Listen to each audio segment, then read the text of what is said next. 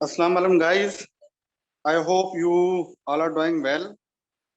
Please do let me know if I am audible to you all, guys, and slides are visible to you. हम अपनी discussion को अभी start करने जा रहे हैं। मेरी आवाज आप सबको ठीक आ रही है और स्लाइड्स सब कुछ विजिबल है आपके लिए। Please do Yes, let me sir, know if visible you can proceed. Okay, thank you.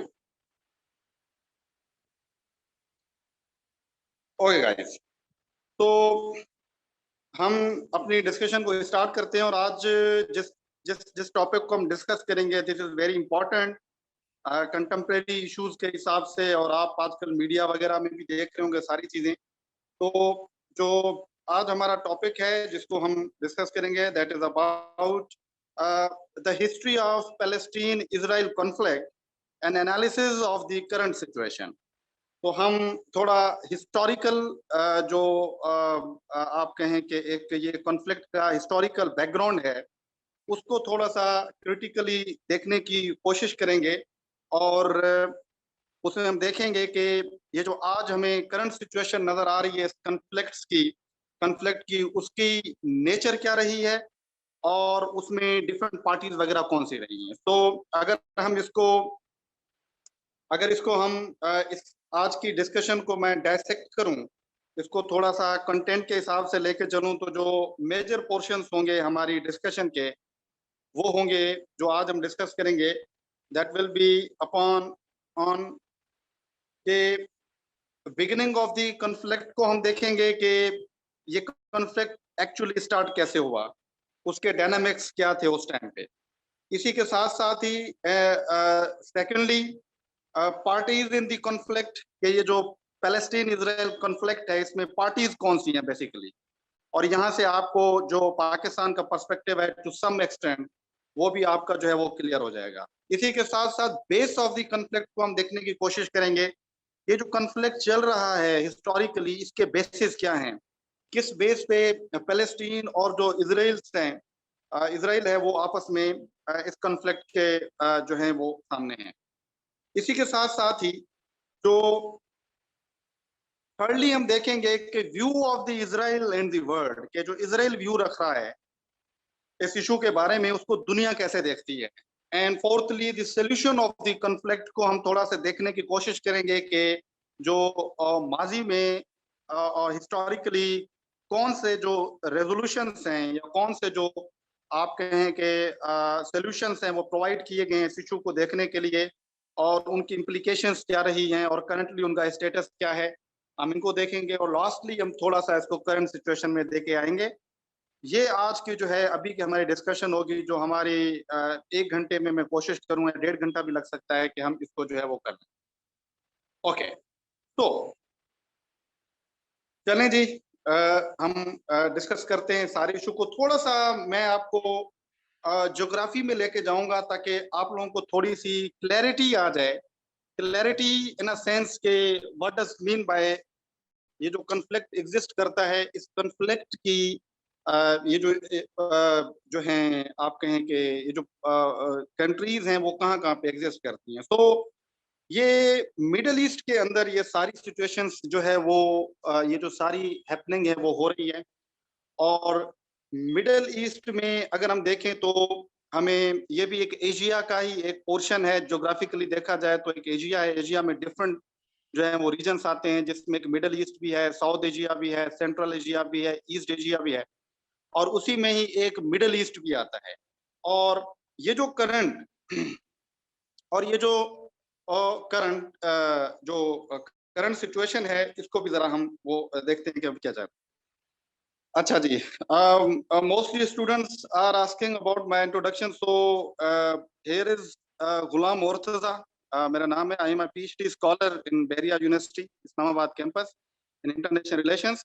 तो ये जो है ये OPA office of participant affair जो यूएनटी है मेन कैंपस, उसके जो है कोऑपरेशन से ये आज का छोटा सा वेबिनार जो है वो रखा गया है।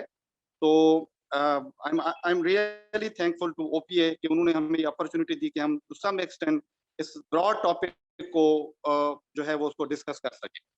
तो again I am thankful to OPA और उसके जो पार्टिसिपेंट्स हैं जो जिन्होंने मुझे रीच किया उस हिसाब से। तो thank you so much again. तो ज्योग्राफी मैं आपको बता रहा था कि ज्योग्राफिकली अगर देखा जाए तो ये सारा इशू जो है वो मिडल ईस्ट रीजन के अंदर जो है वो एग्जिस्ट कर रहा है। मिडल ईस्ट रीजन, और मिडल ईस्ट के अंदर जो है वो डिफरेंट स्टेट्स आ रहे हैं और डिफरेंट स्टेट्स के हिसाब से अगर हम देखें तो उसमें ईरान भी आता है और सऊदी अरबिया है, इराक है, सीरिया है, और इसराइल और पैलेस्टीन जो हैं वो भी इसी मिडल ईस्ट रीजन के अंदर आते हैं। और उनका अगर हम ज्योग्राफी देखें तो ये यहाँ पे आपको मिलता है।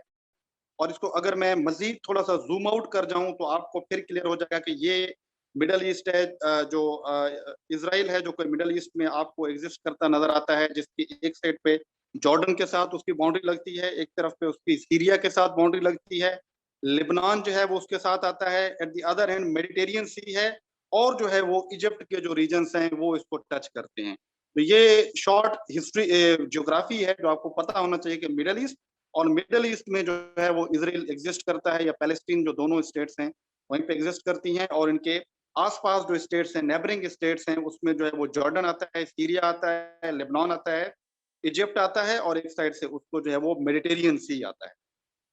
ओके, तो ये देखें, अगर मैं थोड़ा सा मजीद आपको अगर जूम आउट कर जाऊं तो आपको पता चले जो अक्सर टॉपिक्स आपको इस इशू से रिलेटेड नजर आते हैं, वो आपको नजर आते हैं इन सिचुएशन में कि भाई इसराइल है, इसराइल के साथ आपको कभी कभी जो है वो गजा का जो है वो पोर्शन नजर आता है, वेस्ट बैंक का आता है, ये गजा स्ट्रिप है, और ये जो है वेस्ट बैंक है। इसको थोड़ा सा आप नजर में रख लें, क्योंकि आगे जिस चीज को हम डिस्कस करेंगे तो इनके नाम जो है वो आपको नजर आएंगे और इनका जिक्र जो है वो चलता रहेगा। तो ये इनको आपने मद्देनजर रखना है इन सारी सिचुएशन को, कि ये पूरा जो है ये इसराइल और फलस्तीन की टेरिटरी है, और ये जो है ये वेस्ट बैंक है जिसमें यहाँ पे ये जेरूसलम आता है, और ये गाजा स्ट्रिप है जहाँ पे जो है आजकल के जो इश्यूज हैं वो चल रहे हैं, और जो मेन इश्यूज हैं वो यही चल रहे हैं। यहाँ पे भी आजकल भी बम्बारमेंट हुई है, और ये गाजा स्ट्रिप के ऊपर भी हुई है। तो ये इनका फिनोमेना क्या है, क्या इश्यूज हैं, ये सारी चीजें हम जो है वो आगे डिस्कस करते हैं। तो ये शॉर्ट जो थी आपको मैंने थोड़ी ज्योग्राफिकली आउटलुक देने की कोशिश की कि ज्योग्राफिकली जो इसराइल और पैलेस्टीन कॉन्फ्लिक्ट है वो कहाँ पे एग्जिस्ट करता है on the map. Got it? ये मैप के ऊपर, ग्लोब पे मैंने नहीं बताया, this is on map. Okay, तो जरा ओरिजिन के ऊपर हम चलते हैं कि ये जो आजकल का इशू है। डियर स्टूडेंट्स, रिकॉर्डिंग जो है वो ऑफिशियली रिकॉर्डिंग हो रही है, तो लिहाजा नो वन इज अलाउड कि वो रिकॉर्ड कर सके, उसको अलाउ नहीं किया जाएगा। ऑफिशियली हो रही है, इंशाल्लाह it will be shared on their respective platform. तो चलें जरा हम इसकी ओरिजिन को देख लेते हैं कि ये इशू जो है ये इसकी ओरिजिन बेसिकली क्या है। मैंने बताया मिडल ईस्ट है, और मिडल ईस्ट में इसराइल और पैलेस्टीन जो है वो एग्जिस्ट करते हैं। आसपास में कौन से रीजन हैं ये बताया। असल में इसराइल और पैलेस्टीन का जो कॉन्फ्लिक्ट है ये आपको वर्ल्ड वॉर 2 के बाद जो है वो नजर आता दिखता है। और उसमें अगर हम देखें कि 1948 में जब पहली दफा यूएनओ की तरफ से इसराइल को एज ए इंडिपेंडेंट और सॉवरेन स्टेट के तौर पे रिकग्नाइज किया गया, तो वहां से इस कॉन्फ्लिक्ट की जो है वो इनिशिएशन होती है, वहां से इसकी बिगिनिंग होती है। बट इसके जो रूट्स हैं वो रूट्स इसके आपको वर्ल्ड वॉर 2 से भी पहले नजर आते हैं, और पर्टिकुलरली वर्ल्ड वॉर 1 में नजर आते हैं। क्यों? वो इस सिचुएशन में कि इसी रीजन यानी मिडल ईस्ट जो मैंने आपको दिखाया है, वर्ल्ड वॉर 1 से पहले यहाँ पे ऑटोमन एम्पायर जो थी उसका रूल एग्जिस्ट करता था। यानी यहाँ पे लेजिटिमेट जो राइट्स होते थे वो ऑटोमन एम्पायर के होते थे, और ऑटोमन एम्पायर से पूरे मिडल ईस्ट जो रीजन है इस रीजन को वो रूल करती थी, और ये सारा मिडल ईस्ट जो है वो ये ऑटोमन एम्पायर के अंडर होता था उस टाइम पे। बट हुआ क्या?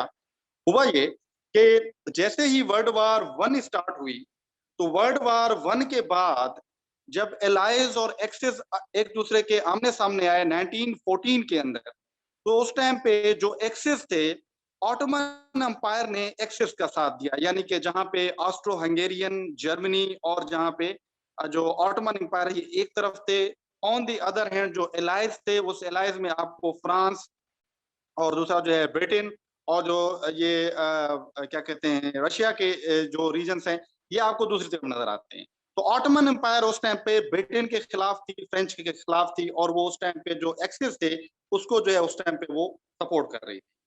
लिहाजा तो ये पूरा एरिया मिडल ईस्ट जो था वो उनके कंट्रोल में था, और बर्तानिया की पूरी ये कोशिश थी कि किसी भी तरीके से ऑटोमन एम्पायर को यहाँ पे वीक किया जाए और वीक करके इन पूरे एरियाज के ऊपर वो अपनी कॉलोनीज बनाए या वो अपना जो एरिया ऑफ इन्फ्लुएंस है उस एरिया ऑफ इन्फ्लुएंस को जो है वो आगे करे। तो इस वजह से जो है ब्रिटेन ने वो कौन सी स्ट्रेटजी की कि जिस तरीके से ऑटोमन एम्पायर यहाँ पे वीक पड़ जाए, क्योंकि जंग जारी थी उस टाइम पे, वर्ल्ड वार वन। तो वर्ल्ड वार वन के अंदर ही जो ऑटोमन एम्पायर है वो बेसिकली कोलैप्स हो गई। और कोलैप्स होने के डिफरेंट रीजंस थे, उसमें से कुछ रीजंस तो ये थे कि एक तो इंटरनली ऑटोमन एम्पायर को बड़ी जो है वो रेजिस्टेंस का सामना था। सेकेंडली जो ब्रिटेन है उन्होंने बड़ी स्किलफुली जो मिडल ईस्ट के अंदर अरब्स थे उन अरब्स को अपने साथ मिलाया और ऑटोमन्स के खिलाफ कर दिया उसने। और जैसे वो अरब्स ऑटोमन्स के खिलाफ हुए तो इंटरनली जो थे ऑटोमन्स तो वो वीक पड़ गए और उस पूरे रीजन के ऊपर जो है वो फिर ब्रिटेन ने आके और उन्होंने दूसरे जो फ्रांस है उन्होंने आके अपने एरिया को जो है वो इन्फ्लुएंस कर लिया। सो वर्ल्ड वार वन के अंदर ऑटोमन एम्पायर फाइनली कोलैप्स कर गई। और जब कोलैप्स कर गई तो उसके साथ इनका अपना ट्रीटी भी हुआ जिसको ट्रीटी ऑफ सीवियर्स भी कहते हैं।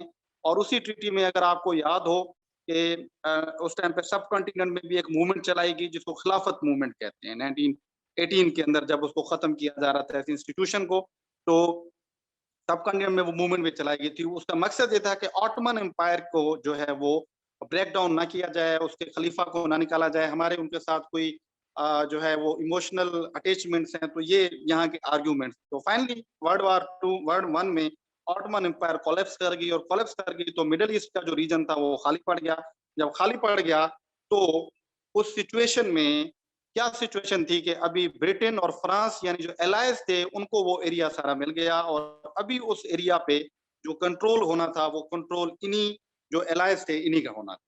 तो इसका नतीजा क्या निकला? इसका नतीजा ये निकला कि जो ब्रिटेन था वो सबसे ज्यादा इन्फ्लुएंशियल था वर्ल्ड वार वन के अंदर। इन्फ्लुएंशियल होने के भी डिफरेंट रीजंस थे उसके, बिकॉज उसकी मिलिट्री हाई थी, उसकी आउटरीच बहुत ज्यादा थी, उसकी नेवी बहुत स्ट्रांग थी, उसका पॉलिटिकल सिस्टम बहुत स्ट्रांग था। तो लिहाजा सबसे ज्यादा जो कॉलोनीज थी वो ब्रिटिश अपने एरिया ऑफ इन्फ्लुएंस में रख चुका था। जैसे ही जो है वो मिडल ईस्ट जो ऑटोमन एम्पायर है वो कोलैप्स हुई तो मिडल ईस्ट जब उसमें वैक्यूम क्रिएट हुआ तो उस वैक्यूम को फिल किया कि ब्रिटेन ने और फ्रांस ने मिलकर आपस। तो यहाँ पे ब्रिटेन ने, क्योंकि वो एक वर्ल्ड पावर था, उसने 3 किस्म के प्रोमिसेस किए, यानी उसने 3 किस्म के एग्रीमेंट्स किए और वो तीनों एग्रीमेंट्स एक दूसरे से कंट्राडिक्टरी थे। और वो कंट्राडिक्टरी किस रूल्स में थे? जो नंबर 1 उसने किया, एग्रीमेंट किया, that was with the Arabs, जिसको हुसैन मैकमोहन जो एग्रीमेंट है उसको कहते हैं, अरब्स के साथ किया जो मिडिल ईस्ट के अंदर वहां पे रहते थे, यानी ये सऊदी अरबिया, ये हाशमीज थे, ये सारे थे, इनके साथ किया। और इनके साथ क्या किया? इनके साथ इन्होंने ये किया ब्रिटेन ने कि भाई आप हमें वर्ल्ड वार वन के अंदर हेल्प करें अगेंस्ट ऑटमन्स। जब हम ऑटमन्स को शिकस्त दे देंगे तब हम मिडल ईस्ट के अंदर आप लोगों की जो अलहदा सॉवरन स्टेट्स हैं या अंपायर हैं हम वो आपको दे देंगे और आपको इशू नहीं होगा, लिहाजा आप हमें साथ दें।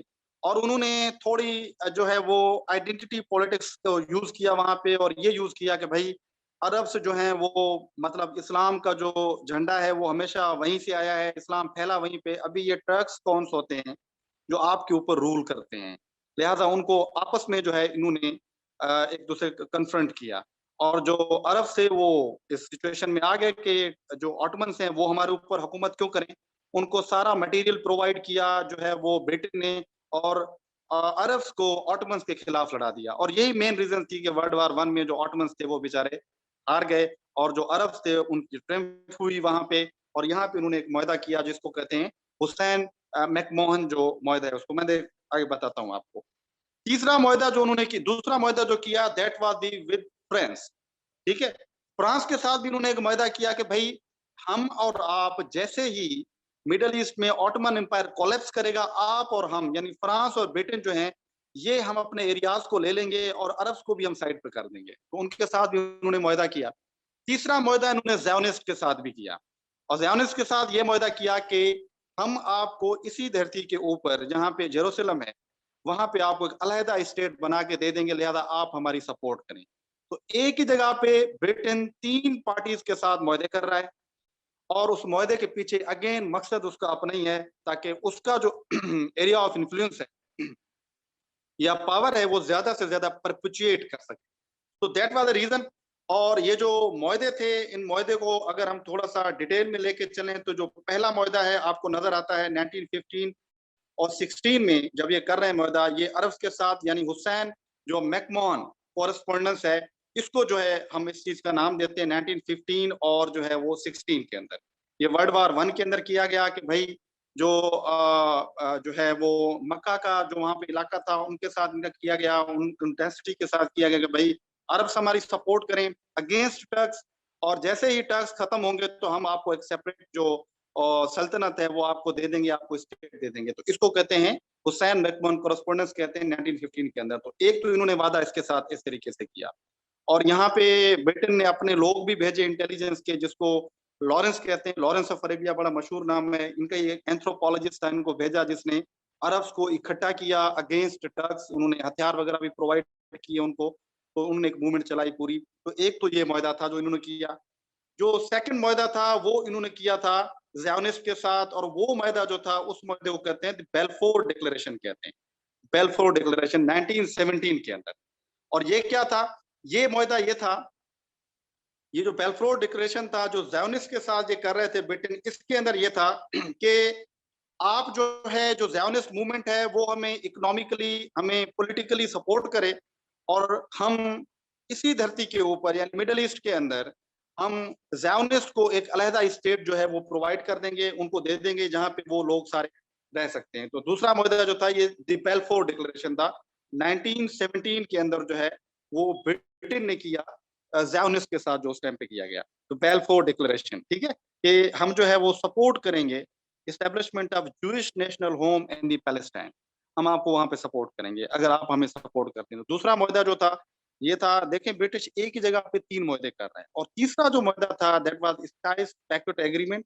और ये एग्रीमेंट जो है 1916 में जो ब्रिटेन है वो कर रहा था फ्रांस के साथ। और फ्रांस के साथ क्या मुद्दा था? वो ये था कि जैसे ही ऑटमन एम्पायर ब्रेक डाउन करेगी, उसके जो भी प्रोविंसेस होंगे, एरियाज होंगे, उन एरियाज के ऊपर फ्रांस और ब्रिटेन आपस में मिल के जो है वो कॉलोनीज बनाएंगे, और हम एक दूसरे के खिलाफ कभी नहीं होंगे। एक दूसरे के साथ हमारी अंडरस्टैंडिंग जो है वो बरकरार रहेगी। हम इस सिचुएशन से इनको चलाएंगे। तो ये तीन मुआहदे थे, जो तीनों मुआहदे ब्रिटेन एक ही जगह पे कंट्राडिक्टरी मुआहदे जो थे वो कर रहा था इसी मिडल ईस्ट के ऊपर। और फाइनली जब ये सिचुएशन डल हो गई और जो ऑटोमन एम्पायर था वो फॉर्मली कोलैप्स कर गई, तो उसको कोलैप्स करने के बाद जो है वो जो है ब्रिटेन ने इस पूरे मिडिल ईस्ट रीजन के अंदर अपना कंट्रोल बरकरार रख लिया, कायम कर लिया, एस्टेब्लिश कर लिया। और जो इस पूरा रीजन है, पर्टिकुलरली जो ये पैलेस्टीन वाला इशू है, जो रीजन था, इसको ब्रिटिश मैंडेट के नाम से जो है वो नाम दिया गया। और ब्रिटिश मैंडेट क्या था? ब्रिटिश मैंडेट ये था कि Britain obtained a mandate over the areas which are now Israel, West Bank and the Gaza Strip। और ये मैंडेट का मतलब क्या था? मैंडेट का मतलब ये था कि अभी हम यहाँ पे रूल करेंगे, और जब यहाँ के लोग इस काबिल हो जाएंगे कि उनको अपनी टेरिटरी वापस कर दी जाए, हम उनको टेरिटरी वापस करेंगे और हम यहाँ से निकल जाएंगे। ये मुआहदा था, ये मैंडेट था जो उस टाइम पे लीग ऑफ नेशन के बेसिस पे किया गया, जहां आज इसराइल, गाजा स्ट्रिप और ये एग्जिस्ट, जहाँ पे मेन इशू चल रहा है आजकल जो मैंने बताया, उसको मैंडेट के तौर पे ब्रिटेन ने अपने अंडर लिया। और उसका मकसद क्या था, ऑब्जेक्टिव क्या था? कि हम थोड़ी देर के लिए हैं यहाँ पे, जैसे ही ये लोग इस काबिल हो जाएंगे हम इनको ये टेरिटरी वापस कर देंगे और हम यहाँ से निकल जाएंगे। तो ये ब्रिटिश मैंडेट के तौर पे ये पूरा जो एरिया है वो उस टाइम पे ब्रिटेन ने जो है वो अपने अंडर रखा। और इसी तरीके से ब्रिटेन ने चूंकि उनके साथ मुआहदा किया हुआ था, बेल्फोर डिक्लेरेशन किया हुआ था कि आपको हम यहाँ पे सेटल करेंगे ज़ायोनिस्ट के साथ। तो हुआ ये कि जो ज़ायोनिस्ट हैं उनके जो रेफ्यूजीज थे या इमिग्रेंट्स थे, उनको गवर्नमेंट पैट्रोनेज के तहत इन्हीं रीजन्स के ऊपर जो है वो सेटल किया गया by the help of Britain. और कैसे कि उस टाइम पे जो है वर्ल्ड वार टू के भी जो क्लाउड से वो बड़े वहां पे चल रहे थे ब्रिटेन, यूरोप के अंदर हिटलर जो था वह दोबारा राइज कर रहा था, और जर्मनी जो था वो वर्ल्ड वार टू की तरफ जा रहा था। और हिटलर ने कुछ ऐसी पॉलिसीज अपनाई थी जो पॉलिसीज एंटी सेमेटिक थी या एंटी जूस थी। तो वहां से जो जूस थे वो निकल रहे थे, और उन जूस को यहाँ पे जो ब्रिटेन था वो सरकारी पैट्रोनेज के तहत उनको सेटल कर रहा था इन्हीं रीजन्स के अंदर। क्यों? क्योंकि मैंने पहले बताया वहाँ पे बेल्फोर डिक्लेरेशन इन्होंने ऑलरेडी किया हुआ था ज़ायोनिस्ट के साथ कि हम आपको यहाँ पे एक अलहदा जो स्टेट है, वो आपको जो है वो एस्टेब्लिश करके देंगे। तो इसी तरीके से हम आगे देखते हैं कि जो जूइश होमलैंड है उसको जो है वहाँ पे उसके लिए एक रास्ता जो है वो तैयार किया जा रहा था इसी सिचुएशन में और काफ़ी सारी ऐसी स्टेट्स थी जिन स्टेट से जो जूस हैं वो यहाँ पे निकल के आए और उनको यहाँ पे सेटल कराया गया। यानी पहले इतने जूस एग्जिस्ट नहीं करते थे, यहाँ पे नहीं रहते थे बट बाद में इनको एज़ अ इमिग्रेंट के तौर पे जो है वो इनको यहाँ पे एग्जिस्ट कराया गया और यहाँ पे सेटल कराया गया। इसी तरीके से यूरोप के अंदर भी जो जूस की बड़ी खराब सिचुएशन थी, मैंने बताया जो हिटलर की पॉलिसीज़ थी तो वो भी वहाँ से निकल रहे थे। बट इस सारी सिचुएशन में डू रिमेंबर ये ऐसा नहीं था कि जो ठीक है? ये ऐसी सिचुएशन नहीं थी उस टाइम पे कि जो पैलेस्टीनियंस थे वो उसको रेज़िस्ट नहीं कर रहे थे। पैलेस्टीनियंस को उस टाइम पे भी पता था कि ये जो चीज़ें यहाँ पे डेवलपमेंट्स हो रही हैं पॉलिटिकल ये आगे बड़े मसले क्रिएट करेंगी। तो इन दिस सेंस जो पैलेस्टीनियंस थे वो रेजिस्टेंस कर रहे थे। वो ब्रिटिश कंट्रोल के खिलाफ भी लड़ रहे थे और वो साथों-साथ जब ज़ियोनिस्ट को वहाँ पे रखा जा रहा था तो ये उनके खिलाफ भी लड़ रहे थे। और इसके बारे में एक बड़ी अरब रिवोल्ट भी हुई थी 1916 और 1930 के अंदर कि ब्रिटेन के खिलाफ जो कॉलोनियलिज़्म था उसके खिलाफ यहाँ पे मूवमेंट्स चल रही थी। बट उस टाइम पे उनके पास इतने पावर्स नहीं थे जिसकी वजह से उस मूवमेंट को वहीं पे सप्रेस कर दिया गया। तो ये आजकल की आपको ये मूवमेंट नज़र आ रही है, जो रेजिस्टेंस नज़र आ रही है, ये रेजिस्टेंस जो है ठीक है? क्यों नहीं था नेशन स्टेट का कांसेप्ट तो था, नेशन स्टेट का कांसेप्ट तो उस समय ये तो 1648 से ट्रीटी ऑफ वेस्टफेलिया से एग्जिस्ट करता आ रहा है, ठीक है? तो 1936 टू 1939 के अंदर ये एक मूवमेंट चली या रेजिस्टेंस की मूवमेंट चली जो आज भी चले बिल्कुल इसी के सिमिलर थी। तो इनकी लड़ाई ये अभी की नहीं है, ये उसी टाइम की ये जो अरब्स हैं, जो पैलेस्टीनियंस हैं, ये यहाँ पे जो है वो लड़ रहे हैं। तो ये उनको उनकी इमिग्रेंट्स को या उनकी रिफ्यूजीज़ को उस टाइम पे भी मुखालफत कर रहे थे। बट फाइनली हुआ क्या कि वर्ल्ड वॉर 2 जैसे खत्म हुई, तो उस खत्म होने के बाद वो जो ज़ायोनिस्ट के साथ बेल्फोर डिक्लेरेशन किया था, जो वादा किया था ब्रिटेन ने, तो उन ब्रिटेन ने क्या किया कि उस वादे को तकमील दी, उसको मटेरियलाइज़ किया और यूएनओ का जो पार्टीशन प्लान था, उसको जो है वो लिया गया और उस सिचुएशन में क्या किया गया, ये किया गया कि जो पूरा आप कहें अ जैसे कहते हैं जो ये रीजन है, इस रीजन को डिवाइड कर दिया गया और उस रीजन को जब ये डिवाइड किया गया तो उस डिवीजन के अंदर क्या था, जो यूएनओ ने डिवीजन की उस टाइम पे तो 181 कहते हैं 1947 के अंदर, ये जो पैलेस्टीनियंस हैं, पैलेस्टीन है उसको 2 स्टेट्स में डिवाइड किया गया, एक जूइश थी और दूसरी अरब थी यानी पैलेस्टीन था। With the area of Jerusalem and Bethlehem as the international zone के तौर पे रखा गया कि जेरूशलम का एरिया क्योंकि दोनों के लिए सेंसिटिव था, उन्होंने कहा कि ये इंटरनेशनल ज़ोन होगा, बाकी एक तरफ पे जो है वो पैलेस्टीन होगा और दूसरी तरफ पे जो है वो जो है इज़राइल के एरियाज़ को रखा गया। तो जो ज़ायोनिस्ट लीडरशिप थी, उसने पब्लिकली इसको एक्सेप्ट कर लिया था, ये जो यूएन पार्टीशन प्लान है। उन्होंने एक्सेप्ट किया जो उनके फ़ायदे के लिए था, but on the other hand जो पैलेस्टीनियन अरब्स थे, उन्होंने इसकी मुखालफत की कि we do not accept this partition plan क्योंकि आप देख रहे हैं कि जूस का तो कोई वहाँ पे वजूद ही नहीं था, उस वजूद को बाद में लाया गया तो ये तो बड़ा एक सेटबैक था अरब्स के लिए जिसकी वजह से उन्होंने उसकी मुखालफत की और वो अभी तक भी इसी सिचुएशन की मुखालफत करते आ रहे हैं और आगे हम पढ़ेंगे कि ये खुद अरब्स में भी डिवीजन क्रिएट हो जाती है। ये यूएस का जो है यूएन का जो है वो पार्टीशन प्लान था और ओरिजिनली जो कहा गया था, ये जो आपको इसमें नज़र आ रही है, ये बेसिकली ये गाज़ा स्ट्रिप है और ये आपको जो है वो दूसरा जो रीज़न है मैंने वो बताया था वो है।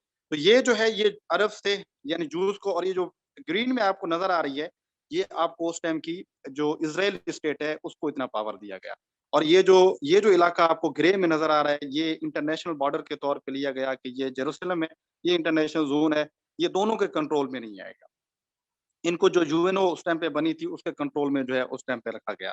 तो यहाँ तक आपको आई होप कुछ चीज़ें क्लियर हो रही होंगी कि किस तरीके से हिस्टोरिकली इस कॉन्फ्लिक्ट की जो रूट्स हैं, वो कहाँ से निकलती हैं और कहाँ तक ये पहुँची। सिमिलरली अगर हम इसी को आगे देखें, तो हमें पता चलता है कि अभी ज़रा बेस के ऊपर आते हैं कि ये जो 2 आर्ग्यूमेंट्स हैं, इन आर्ग्यूमेंट्स के ऊपर, या जो बेस है कॉन्फ्लिक्ट का, इसके ऊपर आर्ग्यूमेंट्स क्या है, पैलेस्टीनियंस क्या नैरेटिव क्या है इसके ऊपर, कि वो क्यों कहते हैं कि जो है वो हमारी ये स्टेट है। इसी तरीके से जो इजरायलीज हैं वो, उनका नैरेटिव क्या है इसके बारे में, जरा इसको थोड़ा सा हम जो है वो देख लेते हैं कि दोनों के नैरेटिव्स क्या हैं अबाउट दी पैलेस्टीनियन कॉन्फ्लिक्ट। तो पहले हम जरा पैलेस्टीनियन नैरेटिव देखते हैं कि वो क्या बिलीव रखते हैं कि why this land belongs to us. Palestinians claims के जो ओके, तो जो पैलेस्टीनियंस हैं, Palestinians claim to the land are based on the continuous residence in the country for centuries and the fact that they were the majority. तो जो पहला है वो ये है कि भाई हम सदियों से यहाँ पे रहते आ रहे हैं, जो पैलेस्टीनियंस बिलीव रखते हैं इस टेरिटरी में हम सदियों से रहते आ रहे हैं, सो लिहाजा ये हमारी है। ओके, अच्छा मैं स्लो इसलिए कि ये 1 घंटे में we have to cover up, या 1.5 घंटे में, तभी शायद मेरी स्पीड तेज हो रही है। खैर आई ट्राई, मैं थोड़ा इसको थोड़ा स्लो, ठीक है। तो जो पैलेस्टीनियंस हैं उसका नैरेटिव यही है कि भाई हम सदियों से यहाँ पे रहते आ रहे हैं, तो लिहाजा this state belongs to us. तो इसको अगर हम आइडेंटिटी में लेके जाएंगे तो इसको पेरीमोडलिज्म के अंदर लेके, वो कहते हैं कि हमारी जो आइडेंटिटी है यहाँ पे ये नस्ल दर नस्ल बनी हुई है हिस्टोरिकल। अच्छा, they reject the idea that a kingdom in biblical times can be the basis for a valid modern time। और वो इसको भी रिजेक्ट करते हैं कि भाई जो जूस मानते हैं कि यहाँ पे जो है वो हमारा रिलीजन के बेस पे, मजहब हमारा यहाँ पे जो है वो ग्रो हुआ, और ये जो जेरूसलम था ये हमारा उस टाइम पे जो है वो जो वर्शिप की प्लेस थी, तो ये उसको भी रिजेक्ट करते हैं। वो कहते हैं हम इससे भी पहले यहाँ पे एग्जिस्ट करते हैं। रिलीजियस पॉइंट ऑफ व्यू से वो नहीं देखते इसको, वो उसको हिस्टोरिकल बैकग्राउंड के साथ देखते हैं कि हम हिस्टोरिकली यहाँ पे जो है वो रहते आए हैं। इसी तरीके से they do not believe they should give up their land and homes to compensate Jews for Europe's crimes against them। और दूसरा उनका बिलीव ये है कि भाई हमारे ऊपर ये कौन सी मुसीबत आ पड़ी है कि जूस के साथ जो जुल्म हो वो हो यूरोप में, और हम उसकी कंपनसेशन के तौर पर उनको यहाँ पे जमीनें दे दें। तो ये दो आर्गुमेंट्स हैं जो पैलेस्टीनियंस रखते हैं। वो कहते हैं एक, historically we are the part of this land, secondly we are not responsible for Jews, for the compensation of Jews, जिनको यूरोप में परसिक्यूट किया गया तो उनको कहीं और पे सेटल कर देना चाहिए, यहाँ पे सेटल नहीं होना चाहिए। Got it. और जो तीसरा है वो ये कहते हैं कि रिलीजियस पॉइंट ऑफ व्यू से, मैं आगे जब जूस में जाएंगे ना तो आपको पता चल जाएगा इसका, रिलीजियस पॉइंट ऑफ व्यू से जो जूस का आर्ग्यूमेंट है वो जब आपको आएगा ना वो इसमें पता चल जाएगा। तो वो क्या है, ये 3 मेन आर्ग्यूमेंट हैं जो पैलेस्टीनियंस अपने लिए रखते हैं। Number 1, we are the part of, we are the historically part of this region. Number 2, हम कंपनसेशन के रिस्पॉन्सिबल नहीं है जूस के। और नंबर 3, रिलीजियस के बेस पे आप डिमांड नहीं कर सकते, जो आज से हजारों साल पहले अगर आपका रिलीजियस पॉइंट ये था, रिलीजियस जगह ये थी आपकी, तो आज आप उसको यहाँ पे क्लेम नहीं कर सकते। ये 3 मेन आर्ग्यूमेंट हैं जो पैलेस्टीन है वो अपने साथ देता है। इसी तरीके से जो ज़ायोनिस्ट हैं वो क्या देते हैं इसके बारे में, जो आर्ग्यूमेंट है वो उनके टोटली कंट्ररी हैं उसके, बिकॉज दे बिलीव कि Jewish claim to the land are based on the biblical promise to the Abraham and his descendants, and on the fact that this was the historical site of the Jewish kingdom of Israel, which was destroyed by the Roman Empire।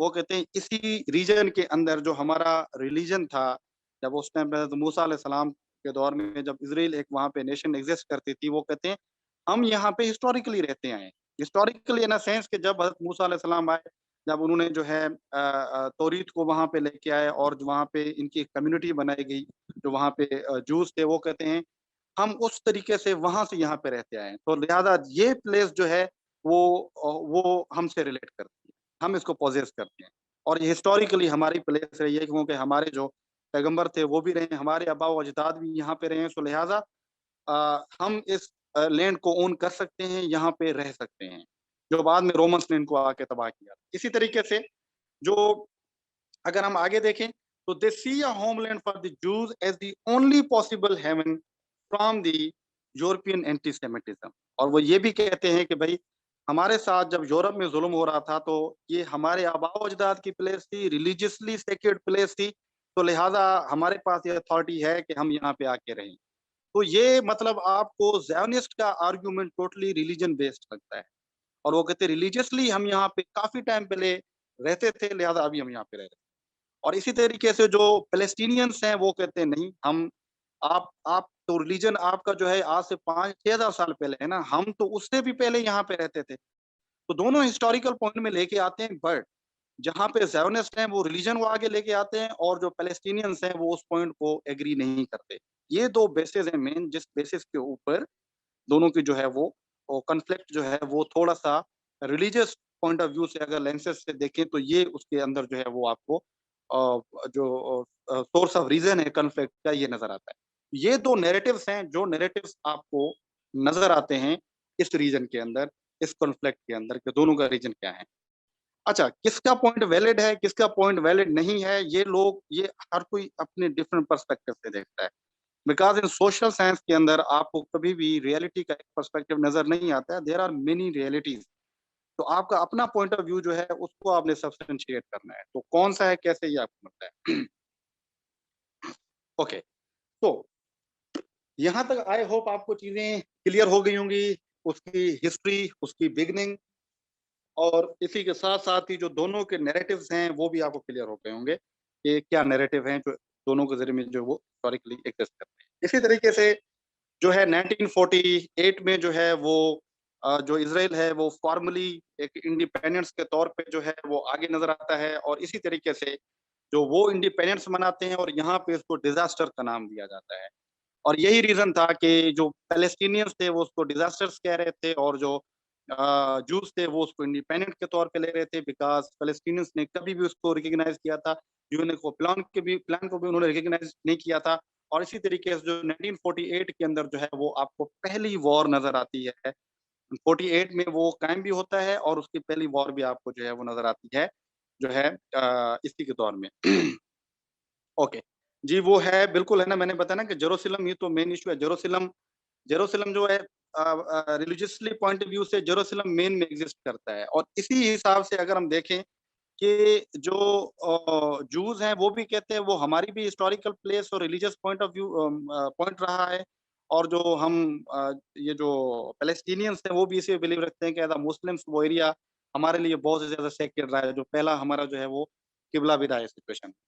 तो जो पहली war है आपको 1948 में नज़र आती है, जैसे ही पैलेस्टीन जो है वो इज़राइल जो है वो रिकॉग्नाइज़ किया जाता है, तो आपको पहली वॉर नज़र आती है 48 में और इस 48 की वॉर में जो है आपको अगर देखें तो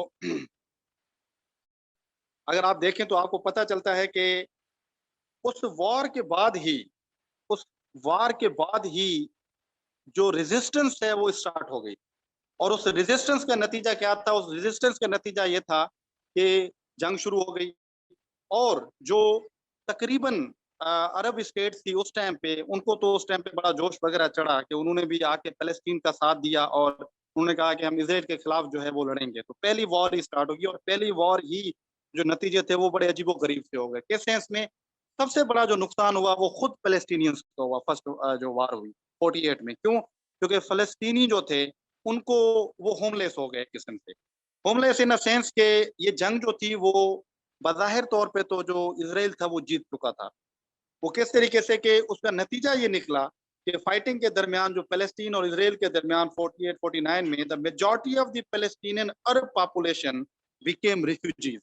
तकरीबन 7.5 लाख के करीब जो पैलेस्टीनियंस थे वो रिफ्यूजीज बन गए। इसी तरीके से इन रिफ्यूजीज के ऊपर भी ब्लेम गेम शुरू हो गई और वो ब्लेम गेम क्या थी कि ज़ायोनिस्ट तो ये कह रहे थे कि भाई ये जो पैलेस्टीनियंस थे ये रिफ्यूजीज हैं ही नहीं, ये टेररिस्ट हैं। टेररिस्ट इन अ सेंस कि ये पैलेस्टीनियन की आज़ादी की बात कर रहे हैं, ये वही लोग हैं।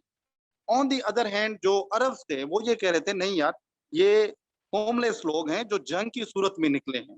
और आपको अगर मज़े की बात बताऊँ, मज़े क्या, बड़ी एक पैथेटिक सी बात है वैसे देखा जाए कि अभी तक ये जो पैलेस्टीनियंस हैं वो रिफ्यूजीज कैंप्स में रह रहे हैं। ये वही जूस हैं, सॉरी पैलेस्टीनियंस हैं या अरब मुस्लिम्स हैं जो वहाँ पे अभी तक रह रहे हैं इस सिचुएशन में। ये पहली वार का ही एक इम्प्लीकेशन था जो आया और बाद में क्या हुआ कि उनको राइट टू रिटर्न की जब बात की गई कि भाई उन जूस को उन जो रिफ्यूजीज हैं उनको वापस आने देंगे या नहीं देंगे, तो वहीं पे जो सिटीजनशिप का राइट है इसराइल ने वो भी खत्म कर दिया। उन्होंने ये कहा कि भाई Palestinians asserted that they have a right to return their home. This right known as the right of return is denied by the Israel। और उन्होंने कहा कि वो जो रेफ्यूजीज निकल गए कैंप्स में, वो वहीं रहेंगे, हम उनको वापस नहीं आने देंगे। तो उन पैलेस्टीनियंस को वापस आने का राइट भी नहीं दिया गया।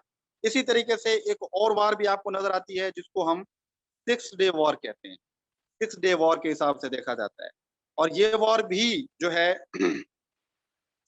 पैलेस्टीनियंस वहीं से आए, ये जो रीजन्स थे वर्ल्ड वार वन के जो सॉरी वार जब पहली हुई थी 48 के अंदर, तो उसमें इसराइल ने काफी सारे एरियाज को ऑक्यूपाई कर लिया था। और उस ऑक्यूपेशन के अंदर जो वहाँ के लोग थे वो तो फ्लीड करके वहां से निकल गए।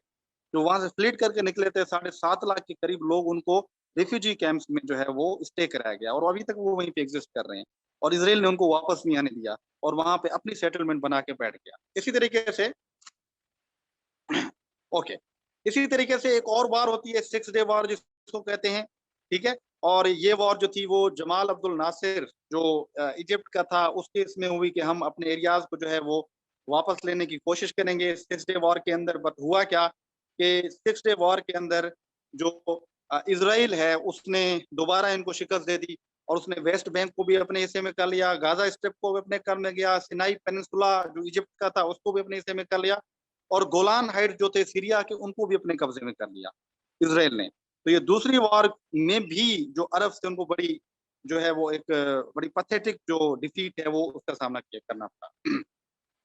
इसी तरीके से जो सिनाई है ये इजिप्ट को वापस कर दिया गया। But this day Israel is occupying West Bank, अभी भी गाजा स्ट्रिप को अभी भी वो कर रहा है और गोलान हाइट्स को अभी भी इसराइल जो है वो ऑक्यूपाई करता है। और ये सारी तीनों जो रीजन्स हैं, ये तीनों रीजन्स आपको जो 6 डे वॉर थी उसके अंदर किया गया था और इसी के ऊपर अभी भी चल रहा है। अभी भी अगर आप देखें कि जो नेतन्याहू है उन्होंने गोलान हाइट्स के ऊपर अभी कुछ वो लगाए थे जो है वो जिसको हम कहते हैं सेटलमेंट्स बनाने के लिए उसने इनिशिएशन ली है।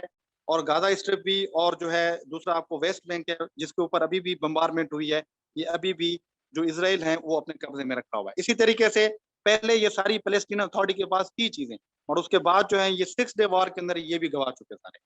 ओके, इसी तरीके से अगर हम आगे देखें तो हमें पता चलता है कि इसी वॉर के अंदर अगर हम देखें तो Israel now controlled all of historic Palestine and established a military administration in the newly acquired West Bank and the Gaza Strip। तो इनके दौर पे अभी भी वहां पे इसराइल कब्जा करके बैठा हुआ है और वो आगे देखते हैं कि इसकी सेटलमेंट कैसे होगी।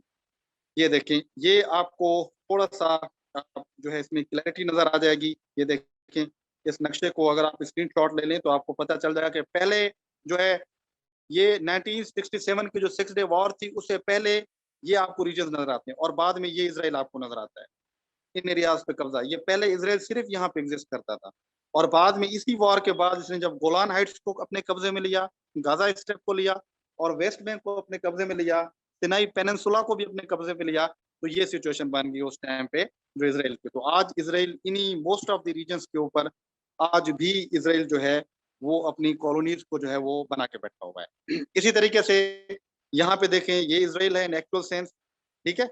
और जो पहले इसराइल ये था और बाद में इसराइल ये बन गया 6 डे वॉर के बाद, क्योंकि सिनाई को भी अपने कब्जे में लिया, वेस्ट बैंक को भी अपने कब्जे में लिया और यहाँ पे गाजा को भी अपने कब्जे में लिया और यहाँ पे सीरिया को भी अपने कब्जे में लिया।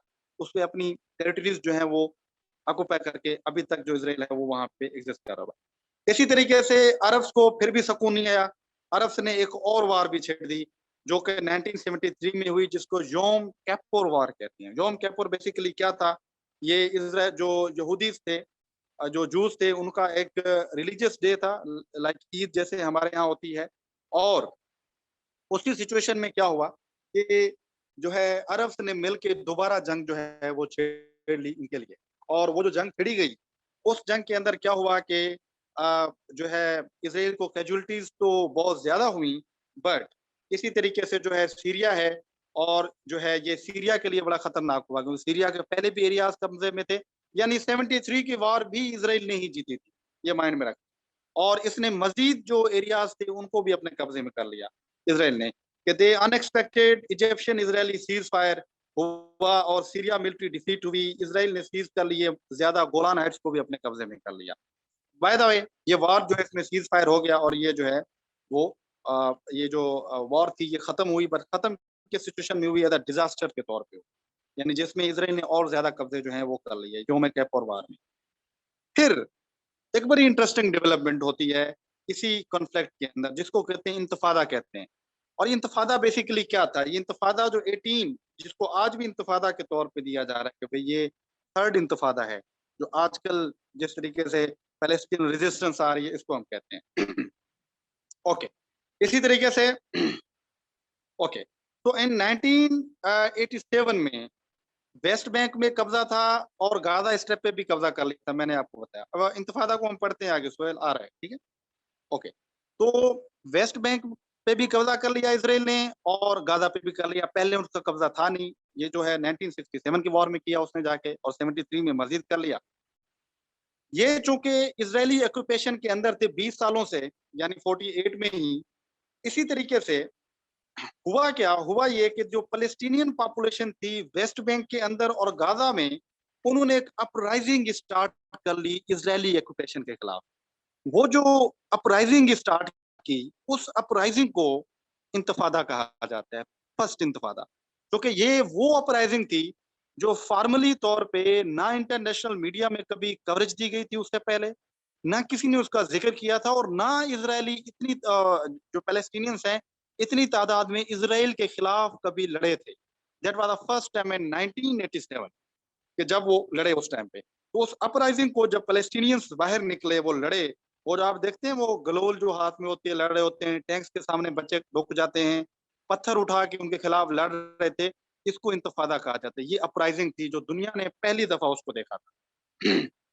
ठीक है, इसी तरीके से दिस अपराइजिंग और इंतफादा which means shaking off in Arabic, shaking off कहते हैं इंतफादा को, यानी हिलाना किसी चीज को, वाज अ पॉपुलर मोबिलाइजेशन। ये एक मोबिलाइजेशन थी बेसिकली, जिसमें थाउजेंड्स ऑफ पीपल और जो है वो वहां पे आए थे, जिनका कोई रेजिस्टेंस के लिए एक्सपीरियंस था या नहीं था, बच्चे बूढ़े बूढ़ियां सब लोग बाहर निकल आके इजरायली ऑक्यूपेशन के खिलाफ पहली दफा सामने सीना तान के खड़े थे।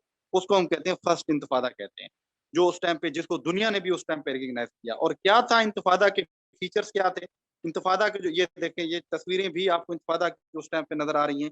उसमें क्या था? ये फर्स्ट फ्यू इयर्स द इंतफादा इन्वॉल्व वेरियस फॉर्म्स, यानी सिविल डिसोबीडियंस की गई गाजा और जो है वो वेस्ट बैंक के अंदर, मास डेमोन्स्ट्रेशन की गई, जनरल स्ट्राइक्स की गई, रिफ्यूजल किया गया, टैक्स पे नहीं करेंगे, बाइकआउट्स किया गया, और स्टोन थ्रोइंग के जो हैं ये आपको इवेंट्स उस टाइम पे नजर आते हैं, जो फर्स्ट इंतफादा नजर आपको अंदर नजर आते हैं। तो पहली इंतफादा हुई जहां से यहाँ पे हुआ।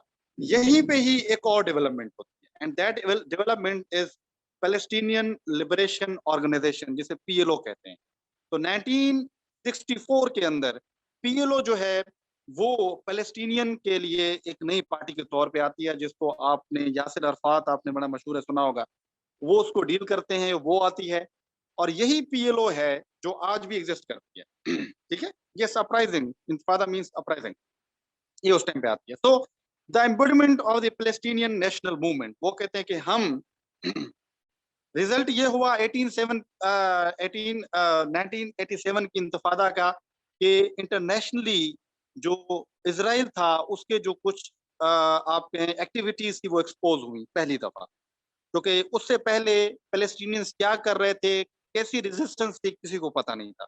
87 में पहली दफा दुनिया के सामने पैलेस्टीनियंस की रेजिस्टेंस जो है वो सामने आई। तो उसमें ह्यूमन राइट्स की वायोलेशंस की बात भी की गई, उसमें बेसिक राइट्स की भी बात की गई। तो ये सबसे बड़ा जो इम्पैक्ट था वो उस टाइम पे पड़ा था, इस टाइम। तो पीएलओ बनती है जनाब, पैलेस्टीनियन लिबरेशन आर्मी, जिसका जो मकसद था वो ये था कि भाई it is a broad national front, ठीक है, अम्ब्रेला ऑर्गेनाइजेशन थी, जिसके अंदर डिफरेंट ऑर्गेनाइजेशन थी, जिसमें रेजिस्टेंस की मूवमेंट भी थी, पॉलिटिकल पार्टीज भी थी, और भी बहुत सारे लोग थे, जिसका मकसद ये था कि भाई हम पैलेस्टीनियंस जो हैं उनको अपने राइट्स के हिसाब से लेके चलेंगे।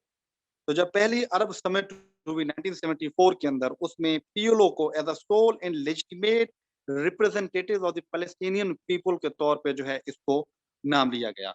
एंड यूनाइटेड नेशंस या movement for non aligned countries name जो था, या ओआईसी थी, यानी मुस्लिम सारों ने ये कहा कि भाई पैलेस्टीनियन लिबरेशन ऑर्गेनाइजेशन जो है, जिसको यासिर अरफात उस टाइम पे लीड कर रहे थे, कि भाई ये पैलेस्टीनियन के सोल लेजिटिमेट ऑर्गेनाइजेशन है। हम जब भी डील करेंगे इस पार्टी के साथ करेंगे, क्योंकि पैलेस्टीनियंस को जो रिप्रेजेंट करती है वो ये पॉलिटिकल पार्टी करती है। ये पीएलओ थी जो उस टाइम पे बनी। अच्छा, ये वही बात आपको जो इंतफादा की बात हो रही थी वो भी इसी तरह पे हुई, ठीक है। तो यहाँ पे क्या हुआ कि जब हमें ओके, ओके। तो पैलेस्टीनियन जो लिबरेशन आर्मी थी, और सॉरी पैलेस्टीनियन लिबरेशन ऑर्गेनाइजेशन जो थी उस टाइम पे, पीएलओ जिसको यासिर अरफात कह रहे थे। अभी उस मूवमेंट, वो जो ऑर्गेनाइजेशन थी, याद रखिएगा ये बड़ी इंटरेस्टिंग है, ये आपको करंट चीजें तभी समझ आएंगी। ये जो ऑर्गेनाइजेशन थी, इसको मुसलमान तो ये कह चुके थे कंट्रीज के, भाई ये एक ही ऑर्गेनाइजेशन है जिसके साथ डील करना है। पैलेस्टीनियंस को ये रिप्रेजेंट करती है। और उसने कहा कि ये पॉलिटिकली और सारी चीजें आपने जो भी करना है वो इसी पॉलिटिकल पार्टी के साथ करना है, ऑर्गेनाइजेशन के साथ करना है। और यही सिचुएशन हुई कि जब इंतफादा हो गई, जब 90s का दौर आया, तो 90s के दौर में अमेरिका थोड़ा एक्टिव हुआ, और एक्टिव होके कोशिशें की गई। हाँ, मैं हमास की बात भी करता हूँ, उसामा हमास के ऊपर भी आते हैं, ठीक है। ये जब सिचुएशन क्रिएट की गई कि अभी ये कोशिश थी कि भाई किसी भी तरीके से इस इशू को रिजॉल्व किया जाए। क्यों रिजॉल्व किया जाए? Because of इंतफादा। इंतफादा की वजह से पूरी दुनिया का ज़मीर जो था ना, वो एक किस्म का जाग गया था उस टाइम पे, क्योंकि उससे पहले कोई इसको ज़्यादा सीरियस ले नहीं रहा था। इंतफादा जैसे हुई, तो इंतफादा के बाद दुनिया थोड़ा वो जैसे ना कुछ शर्मसार भी हुई, कुछ कोशिशें भी की गई, और यहाँ पे पीएलओ भी आ गई, मुस्लिम कंट्रीज ने भी इसको सपोर्ट किया। तो अभी दुनिया के लिए या मेजर पावर्स के लिए, यूएनओ के लिए एक फ्रंट हो गया था कि भाई एक पार्टी आ गई थी। अभी पार्टीज दो बन गई। एक पार्टी थी कॉन्फ्लिक्ट की जो इजरायली थे, और दूसरा जो था वो पैलेस्टीनियंस हो गए, यानी पीएलओ होगी उसकी तरफ से जो है कॉन्फ्लिक्ट की जो है पार्टी बन गई। So that was the reason कि अभी टू सम एक्सटेंट ये कोशिशें पॉसिबल थी कि इस कॉन्फ्लिक्ट को रिजॉल्व किया जाए, कोई तो सोल्यूशन पेश किया जाए। और उस सोल्यूशन के बारे में जो है वो टू स्टेट सोल्यूशन की जो है वो बात की गई। और इस टू स्टेट सोल्यूशन के अंदर बेसिकली था क्या, और इसकी कोशिशें कैसे की गई? वो ये था कि टू स्टेट सोल्यूशन के अंदर ये प्रपोज किया गया कि भाई इसराइल और जो पैलेस्टीनियन कॉन्फ्लिक्ट है, इसको रिजॉल्व कर देते हैं दो स्टेट्स बना के। एक स्टेट जो होगी वो पैलेस्टीनियंस होगी, और जो दूसरी स्टेट्स होगी वो स्टेट जो है वो इजरायली स्टेट होगी, यानी Israel for the Jewish people and Palestinians for the Palestinian people. That was a main argument जो कि आपको, या प्रोविजन जो कि टू स्टेट सॉल्यूशन में यूएनओ ने उस टाइम पे पेश किया। तो 1930 में जो इजरायली गवर्नमेंट थी और पैलेस्टीनियन लिबरेशन ऑर्गेनाइजेशन थी, वो उन्होंने एग्री किया कि भाई हम टू स्टेट सॉल्यूशन को जो है वो परसू करने के लिए तैयार हैं। वहां से इसराइल भी और यहाँ से पीएलओ भी, ठीक है, दोनों एग्री हो गए कि हम अभी टू स्टेट सॉल्यूशन को जो है हम अपने एरिया ले लेते हैं, आप अपने एरिया ले लें, इसके ऊपर डिस्कशन होनी चाहिए। और याद रखिएगा यहाँ पे थोड़ी सी इजरायली डायनेमिक्स भी आपको बताता चलूं कि आपको इसराइल के अंदर भी दो पॉलिटिकल फ्रेगमेंटेशंस मिलती हैं, याद रखिएगा। एक वहां पे वो पॉलिटिकल पार्टी है जिसको लेबर कहते हैं, it is to some extent it is very liberal political party. वो इतनी ज्यादा हार्श, इतनी ज्यादा कंजर्वेटिव राइट विंग नहीं है। और दूसरी लिक्विड पॉलिटिकल पार्टी है जिसको नेतन्याहू जो है वो रिप्रेजेंट करते हैं, that is right wing political party, जो कि कंजर्वेटिव पॉलिटिकल पार्टी है, and it has a very harsh behaviour with the Muslims. तो वो पॉलिटिकल पार्टी है। अभी जहां पे ये एग्रीमेंट हो रहा था टू स्टेट का, वहां पे उस टाइम पे लेबर पार्टी आ गई, पॉलिटिकल पार्टी आ गई इसराइल में। और जो लेबर पॉलिटिकल पार्टी है वो सपोर्ट में थी कि उनके साथ जो है वो एग्रीमेंट जो है वो किए जा सकते हैं। और यहाँ पे पीएलओ के साथ वो एग्री हो गए। और बीच में इंतफादा की तरफ से थोड़ा प्रेशर भी पड़ गया, इंटरनेशनल कम्युनिटी भी कहने लगी कि भाई अभी इसका कोई ना कोई सोल्यूशन जो है वो निकालना चाहिए। तो इसी वजह से एक प्रोसेस स्टार्ट हुआ, जिस प्रोसेस को कहते हैं ओस्लो अकॉर्ड्स कहते हैं। और ये जो ओस्लो अकॉर्ड था, इसने टू सम एक्सटेंट उस टू स्टेट का जो पॉलिसी थी उसको जो है वो मटेरियलाइज करने की हेल्प की। और वहां पे एक पैलेस्टीनियन अथॉरिटी बना दी गई इसराइल के अंदर, जिसे हम पीए कहते हैं। इसको मैं आगे बताता हूँ कि ये क्या थी। तो ओस्लो पीस का प्रोसेस जो कि 1930 1993 से लेकर आपको 1995 तक जो है वो मिलता है। तो ओस्लो अकॉर्ड क्या था बेसिकली? ये जो पीस प्रोसेस था, इसके अंदर क्या था कि ये बेसिकली सीक्रेट और जो है वो नेगोशिएशंस हुई ओस्लो के अंदर, नॉर्वे में, कि भाई इसका इशू को ढूंढते हैं, इस कॉन्फ्लिक्ट को हम रिजॉल्व करते हैं। यहाँ से यासिर अरफात था और वहां से उनके पॉलिटिकल लीडर्स थे, ये दोनों थे। और बीच में जो मीडिएशन करा रहा था, वो मीडिएशन करा रहा था वो जो मीडिएशन करा रहा था वो अल फतह इशू कहते हैं। जो है पैलेस्टीनियन लिबरेशन ऑर्गेनाइजेशन को ही कहते हैं, अल फतह पार्टी। ठीक है? तो ओस्लो पीस प्रोसेस के अंदर क्या किया गया कि जो यूएसए है उसने मीडिएशन कराई। जॉन एफ कैनेडी था या नहीं, क्लिंटन था मेरे ख्याल, बिल क्लिंटन था आई थिंक, जब प्रेसिडेंट था तो बिल क्लिंटन था। वो उसने जो है मीडिएशन कराई, यासिर अराफात को भी लाया गया वहां से, जो है इजरायली जो पॉलिटिकल वहां पे प्राइम मिनिस्टर था, लेबर पार्टी से 2 मेंबर, उसको भी वहां पे लाया गया। और उस सिचुएशन में क्या हुआ ठीक है, ओस्लो जो है this is basically a place in Norway, और ये यहाँ पे सारी निगोसिएशंस हुई थी, इसलिए उसको ओस्लो पीस प्रोसेस कहते हैं। ठीक है? ओके, तो जी रिबन था, बिल्कुल सही कह रहे हैं आप। ठीक है, तो 1993 के अंदर जो है ये उसको जो है वो किया गया। So the PLO and the Israel then started a process of bilateral negotiation. ठीक है, कि हम इस कॉन्फ्लिक्ट को रिजॉल्व करते हैं। और याद रखिएगा बड़ी मुखालफत हो रही थी वहां से, कंजर्वेटिव मुखालफत कर रहे थे जो है वो इसराइल को, और यहाँ से जो मुस्लिम्स भी काफी जो है वो जो है वो मुखालफत कर रहे थे यासिर अरफात की, कि ये फलस्तीन को भेज रहा है, वहां से उनके खिलाफ भी ये आर्गुमेंट था। और यहीं पे ही जो राइज करती है वो करती है हमास, और हमास के बारे में मैं आपको बताता हूँ आगे। ठीक है, तो until 93 Israel rejected the establishment of Palestinian state, insisting that Palestinians should be incorporated into existing Arab state। वो तो मानने को तैयार नहीं था 93 में इसराइल के, हम कोई एरिया भी देंगे आपको। बट फाइनली हुआ क्या, हुआ ये कि पीएलओ और जो है जो वहां से लिक्विड पॉलिटिकल पार्टी से था, वो सॉरी जो कंजर्वेट लेबर पॉलिटिकल पार्टी से, यानी इसराइल जो था, वो दोनों आपस में एग्री हो गए। और एग्रीमेंट के अंदर जो है ओस्लो डिक्लेरेशन ऑफ प्रिंसिपल हुआ कि भाई दोनों का मसला रिजॉल्व हो गया, हम दोनों एग्री हैं। और क्या एग्री हैं, क्या उस चीज पे एग्री हुए, वो जो एग्रीमेंट था उसको कहते हैं डिक्लेरेशन ऑफ प्रिंसिपल।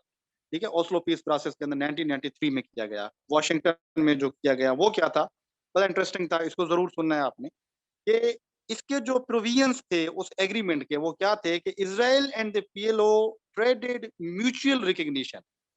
पीएलओ ने कहा कि हमने इसराइल को रिकग्नाइज कर लिया है, और इसराइल ने कहा कि हम पैलेस्टीनियन अथॉरिटी को रिकग्नाइज करते हैं। यानी इसराइल ने पीएलओ को as a representative of Palestinian people के तौर पे रिकग्नाइज किया। ठीक है, और जो डिक्लेरेशन ऑफ प्रिंसिपल थे उसमें वेस्ट बैंक और गाजा की स्क्रिप्ट के अंदर उसने कहा कि हम पैलेस्टीनियन जो अथॉरिटी है या पीएलओ की हुकूमत है हम उसको एक्सेप्ट करते हैं। और इसी तरीके से यासिर अरफात ने एक्सेप्ट किया कि हम इसराइल को एक्सेप्ट करते हैं जहां पे भी। ठीक है, इसके इम्प्लीकेशंस क्या हैं इसको हम आगे देखते हैं, आप पहले इसके जरा प्रोविजंस को देखें। और इस प्रोविजंस के अंदर क्या हुआ, ये किया गया कि भाई withdrawal of Israeli troops from the territories occupied the June 1967। और 1967 के अंदर आपने जो भी ट्रूप्स बिठाए थे, आपने गाजा स्ट्रिप के अंदर आपने कब्जा किया था, और इसी के साथ साथ आपने जो है वो वेस्ट बैंक में किया था, तो लिहाजा वहां से आपने ट्रूप्स वापस कर लेंगे, ये एग्रीमेंट हुआ। सेकेंडली, इसी एग्रीमेंट के अंदर ये किया गया कि Israel to redeploy its forces within the West Bank in the Gaza Strip and allows the Palestinians to set up authority that would implement the provisions of these accords। उन्होंने कहा कि हम गाजा स्ट्रिप और West Bank से अपने फौजी वापस कर लेंगे, और हम पैलेस्टीनियन अथॉरिटी को, यानी जो पीएलओ है, उसको हम ये राइट्स देंगे कि आप जो है वहां पे अपनी हुकूमत संभाल लें। और वो हुकूमत किस टाइप की होगी इसको भी जरा हम आगे देखते हैं। इसकी इम्प्लीकेशंस क्या हुई, इम्प्लीकेशंस ऑब्वियसली थी, वो ये थी कि Israel was not considered as occupying power nor it was obliged to withdraw its forces. पहली तो इम्प्लीकेशन ये थी कि इसराइल के ऊपर ये भी खत्म कर दी गई जो थी कि भाई ये ऑक्यूपाइंग पावर है, क्योंकि वो तो बराबरी के बेस पे एग्रीमेंट कर रहे थे, तो ऐसा कोई नाम ही नहीं दिया गया। एक तो बड़ी इम्प्लीकेशन ये हुई, यहाँ से इसराइल को ये लेजिटिमेसी मिल गई कि ये उसका राइट है। सेकेंडली हाँ मैं बताता हूँ पैलेस्टीन ने क्यों किया। Jerusalem's status of international territory according to international law and recognized by the UN was not mentioned in the Declaration of Principle। बस ओस्लो प्रिंसिपल के अंदर ये जो एग्रीमेंट किया गया इसमें जेरूसलम का नाम ही नहीं था, उसके लिए कोई बात ही नहीं की गई। वो जैसे पहले रखा गया था 48 में इंटरनेशनल जोन, उसी तौर पे उसको जो रखा गया, तो अगेन उसके ऊपर जो है वो दोबारा झगड़े झगड़े तो चल रहे थे। इसी तरीके से अगर और इसी की इम्प्लीमेंटेशन की बात की जाए इसी एग्रीमेंट की, तो आपको पता चलता है कि भाई the right of all Palestinian refugees to return to their homes and receive restitution and compensation for their losses was also omitted. तो उनकी कोई बात ही नहीं की गई कि भी वो जो रिफ्यूजीज पहले इतने थे 7.5 लाख के करीब, वो वापस आएंगे कि नहीं आएंगे, और उसकी क्या स्टेटस होगा, इसकी भी बात कोई नहीं की गई इसके अंदर। इसी के तरीके से it was ambiguous about Palestinian people's right to national self-determination. Israel's annexation of the Jerusalem null and void and condemned Jewish settlement building as illegal. ये भी, इसका भी कोई पता नहीं था कि भाई जो पैलेस्टीनियंस हैं वो उनको सेल्फ डिटर्मिनेशन है उन एरियाज में, या उनको एक लोकली हिसाब से एक जो है वो गवर्नमेंट दे दी जाएगी, जिसको हम आगे पढ़ते हैं ऐसे किया गया बाद में। तो ये भी बड़ा उसके अंदर जो है वो एम्बिग्यूटी क्रिएट की गई। और DOP did not address all constituencies of the Palestinians, rather it applied only to Palestinians residing in the occupied West Bank and Gaza Strip. तो ये सिर्फ जो पैलेस्टीनियन गाजा स्ट्रिप और वेस्ट बैंक में रहते थे उनके लिए कहा गया कि ये एप्लीकेबल हैं, उससे बाहर पैलेस्टीनियंस पूरे इजराइल में रह रहे हैं उनकी कोई बात नहीं की गई। ये डिक्लेरेशन ऑफ प्रिंसिपल था जो ओस्लो पीस प्रोसेस के अंदर जो है वो किया गया, और इसके नतीजे में ये फाइनली मटीरियलाइज भी हुआ, मजे की बात है, और आज तक भी ये चल रहा है। इंटरिम गवर्नमेंट जो है ओस्लो अकार 2 जिसको कहा गया 1995 के अंदर, दोनों एग्री हो गए। यासिर अरफात ने कहा ठीक है हम भी मानते हैं। अभी क्वेश्चन आता है कि PLO ने रिकग्नाइज क्यों किया। PLO ने रिकग्नाइज का जो आर्गुमेंट था वो ये था कि भाई लड़ाई में तो कुछ होना नहीं है, लड़ाइयां 3 बड़ी हो चुकी हैं, उन लड़ाइयों का नतीजा ये निकला है कि इसराइल ज्यादा एरियाज को ऑक्युपाई कर चुका है, मजीद हम रेजिस्टेंस करेंगे तो मारे जाएंगे, तो उससे बेहतर है कि जहां पे अभी चीजें बची हुई हैं उनको तो एटलीस्ट बचा लिया जाए। तो मेन आर्गुमेंट ये था इसके ऊपर। और दूसरा ये था कि थोड़ा जो USA था उसका प्रेशर भी था इनके ऊपर, जिसकी वजह से ये चीजें क्रिएट की जा रही थी। तो फाइनली हुआ क्या, it was signed in the Taba Egypt in 1995 between Israeli government and the PLO, यानी यासिर अरफात और उनके दरमियान में ये साइन किया गया एग्रीमेंट फाइनली तौर पे कि भाई ओस्लो प्रिंसिपल्स को रिकग्नाइज किया गया। कैसे, नंबर 1 ये किया गया कि भाई जो Oslo 2 included map dividing West Bank into 3 zones. उन्होंने कहा कि वेस्ट बैंक को 3 जोन्स में डिवाइड कर दिया जाएगा। एक होगा एरिया ए, 3% जो होगा would be areas under full Palestinian authority control, सारा जो कंट्रोल होगा पैलेस्टीनियन अथॉरिटी के पास होगा। नंबर 2 एरिया बी होगा जो कि 23% होगा, would be under joint Israeli Palestinian security control and Palestinian civilian control. 23% जो एरिया होगा वो दोनों फोर्सेज होंगी, वहां पे सिक्योरिटी का कंट्रोल इसराइल संभालेंगी, बाकी लोकली जो होगा वो हम पैलेस्टीनियंस को देते हैं। नंबर 3 एरिया सी था 70% would be under full Israeli control, वो सारा इसराइल के अंदर होगा। तो ये जो पहला एग्रीमेंट था वो उस टाइम पे साइन किया गया। देख रहे हैं इसमें, इस एग्रीमेंट के अंदर आपको जो है वो इसराइल अपनी चीजें बनवा रहा है, और हमेशा से तकरीबन चीजें ऐसे ही चली आ रही। इसी तरीके से दूसरा ये किया गया कि जो है इस एग्रीमेंट के अंदर के area A was consisted of the 7 major Palestinian towns, जिसमें रमल्ला था, बेदलम था, जेनन था, ये एरिया से 3% सिर्फ इनका कंट्रोल दिया गया कि भाई ये आपका कंट्रोल है। इसी तरीके से जो इजरायली मिलिट्री गवर्नमेंट थी was explicitly recognised the ultimate source of authority in all occupied territories and would not be remove, उसको भी रिकॉग्नाइज कर दिया गया। द पुलिस और सिक्योरिटी ऑर्गन्स जो थे वो सिर्फ PLO को दिए गए ठीक है, वो PLO को दिए गए। तो required to coordinate jointly with the security operators in Israel where security was defined primarily according to Israeli needs.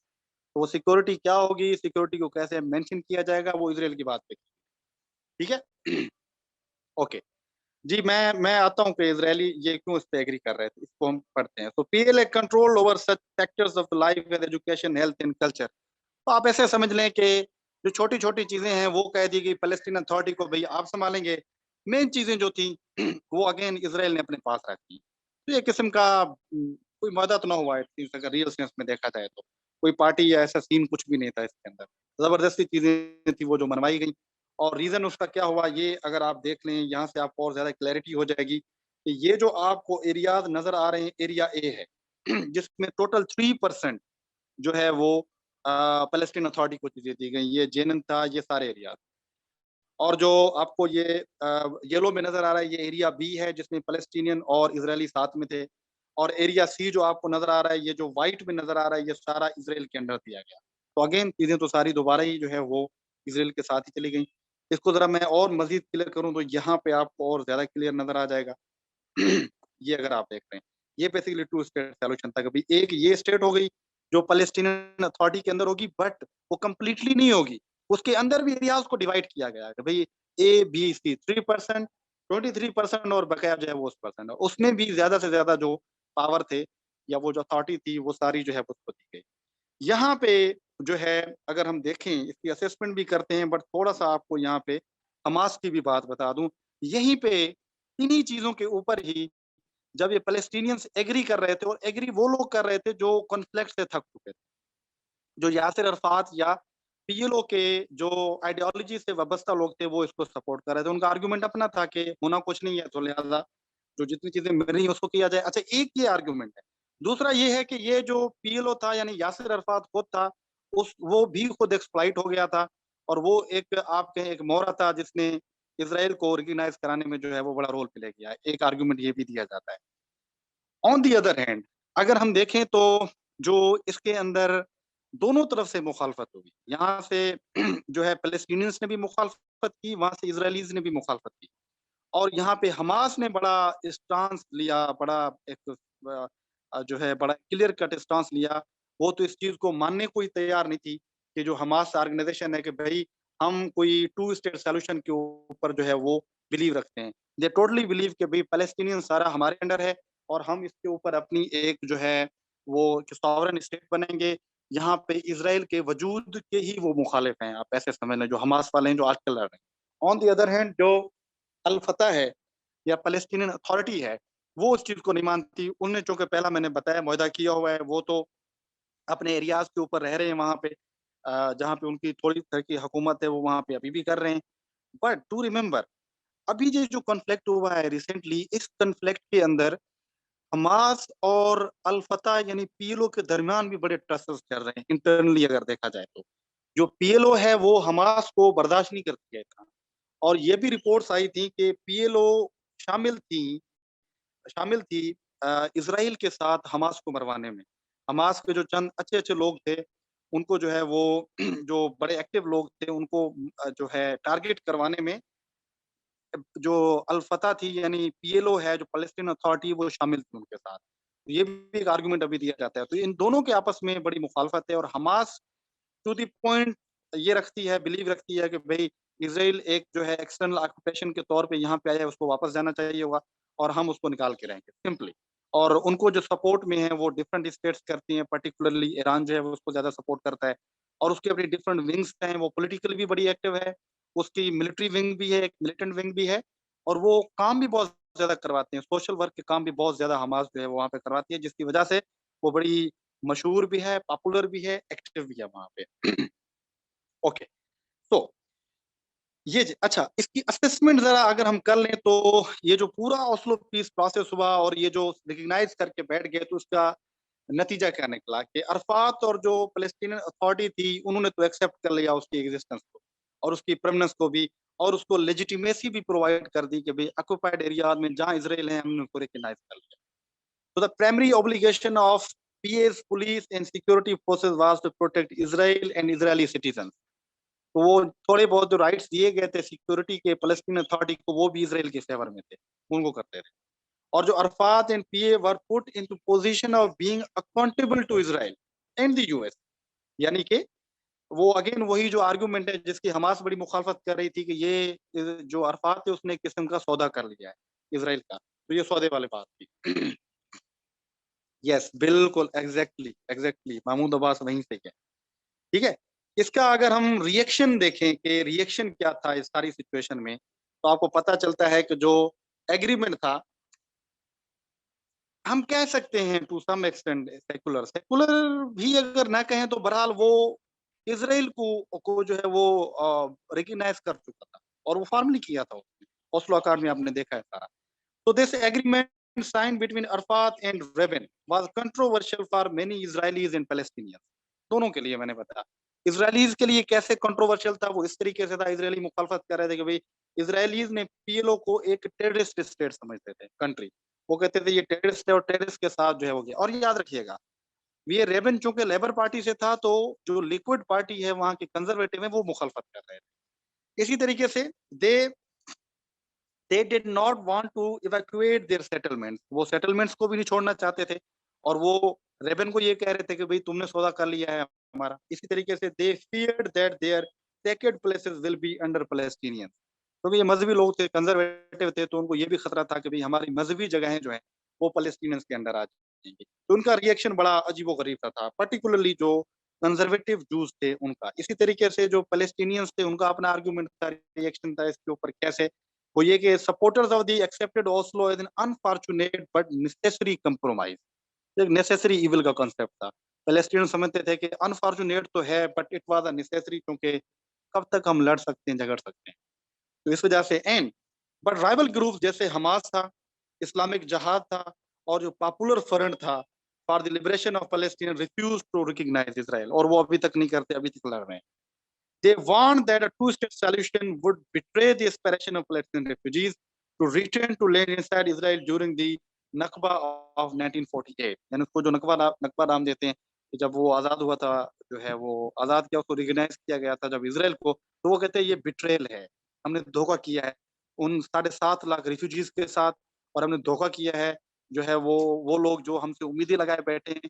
तो बेसिकली वो बाकायदा कहा था हमास ने कि यासिर अरफात ने पैलेस्टीनियंस के जो है पीठ है उसमें जो छुरा घोंपा है, ये बाकायदा उस टाइम पे कहा गया था। तो यहाँ से भी जो रिएक्शन है वो बड़ा सीवियर टाइप का आया था यहाँ पे। और ये थोड़ा-सा अगर इसको हम देख लें कि क्या सिचुएशन चल रही है आजकल की हिस्ट्री, अगर इस कॉन्फ्लिक्ट की मैंने सारा बताया कि 19 से पहले अंडर ऑटोमन एम्पायर था और बाद में ये बेल्फोर डिक्लेरेशन किया जाता है 1947 1917 के अंदर उनके साथ, और जो है 48 में इज़राइल जो है वो रिकॉग्नाइज होके आ जाता है, और 67 में पहली सिक्स डे वॉर होती है, 73 में दूसरी वॉर होती है, 87 में जो है वो फर्स्ट इंतफादा किया जाता है, और 93 में जो है वो ओस्लो पीस प्रोसेस होता है, और इसी तरीके से जो है वो 2000 में एक और इंतफादा भी हुआ, वहाँ पे लड़ाई हुई थी, और बाद में जो है यहाँ तक सिचुएशन हुई कि 2000 के बाद जो है 10 के बाद जो है वहाँ पे आप कहें कि जो यूएसए है उसने कंप्लीटली तौर पे फेवर किया जो नेतन्याहू उसकी पॉलिटिकल पार्टी को, और उसने अपना जेरूसलम में एम्बेसी भी क्रिएट कर ली। अब्राहम अकॉर्ड भी किया गया जो कि इनके साथ था, जो है अरब्स के साथ किया गया कि आप इसको एक्सेप्ट कर लें। यस, मैं उसी पे आ रहा हूँ। उसको आप एक्सेप्ट कर लें, और most of the Arab state ने वो एक्सेप्ट कर चुके हैं इसराइल को, और जो कुछ स्टेट्स हैं जो जिन्होंने जो है उसको एक्सेप्ट नहीं किया, otherwise most of the states have recognised states after Abraham Accord जो कि 2020 में था या 2019 में जो है ट्रंप ने जो दिया था, 20 में था, वो उसको वो कर चुके हैं, और यही सिचुएशन है। और अभी अगर हम जो है करंटली इस सिचुएशन को देखें तो हमें पता चलता है, उसको भी मैं आता हूँ, बहरहाल इसको थोड़ा सा ब्रेक डाउन के ऊपर भी हम चले जाते हैं, ठीक है। ब्रेक डाउन के ऊपर के ये क्या हुआ, तो ओस्लो पीस प्रोसेस जो है वो ब्रेक डाउन भी हुआ, और करंट सिचुएशन क्या है इसको अगर हम देखें कि जो दोनों साइड्स हैं एक दूसरे पे अक्यूज कर रही हैं कि ये पीस प्रोसेस जो है वो नाकाम हुआ है, पीएलओ भी और वो भी। इसी तरीके से जो इजरायली राइट विंग ऑर्गेनाइजेशन है उन्होंने तो जो है वो पैलेस्टीनियंस को भी मारा है काफ़ी तरीके से, और जो इज़रायली प्राइम मिनिस्टर थे रेबिन, उसको भी वो बाद में मार दिया गया।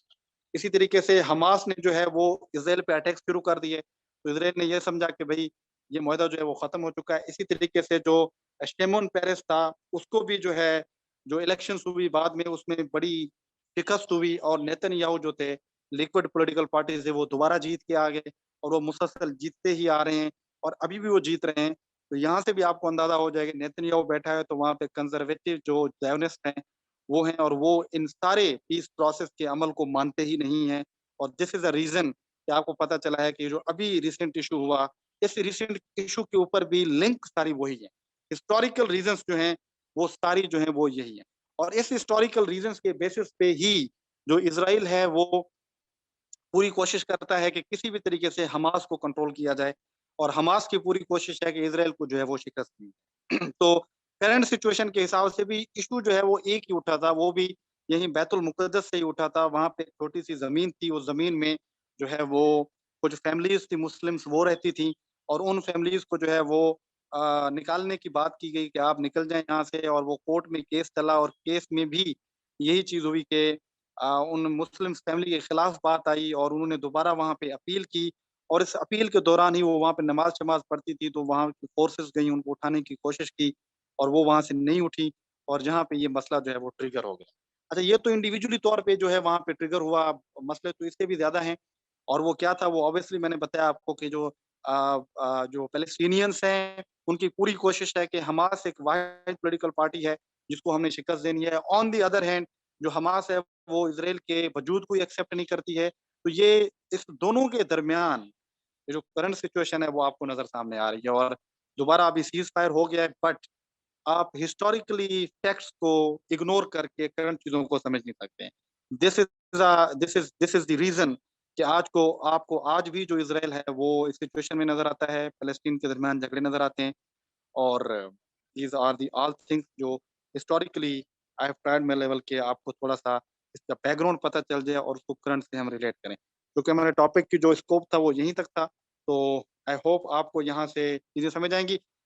ये कभी बाद में इस टॉपिक के ऊपर ज़रूर बात करेंगे कि मुस्लिम उम्मा का रोल क्या है या उसका क्या है। तो आज का जो हमारी लिमिटेशंस थी, वो यहाँ तक थी कि हिस्टोरिकल एनालिसिस करें कि इस इश्यू का बेसिक मकसद, उसके ऊपर नैरेटिव्स, पॉलिटिकल पार्टीज़ ये क्या थे सारे। ये शेख जरह का ही बात हो रही है ना, मैंने वही बताया कि शेख जरह एक एरिया है, प्लेस है वहाँ पे, बैतुल मुक़द्दस के अंदर और शेख जरह के अंदर मुस्लिम्स रहते आए थे। कुछ फैमिलीज़ रहती थी, बाकी उठ गई थी, कुछ रहती थी और उनको भी इज़राइली कोर्ट की तरफ से ये ऑर्डर आया कि आपने यहाँ से उठ जाना है, यहाँ पे जूस सेटल होंगे।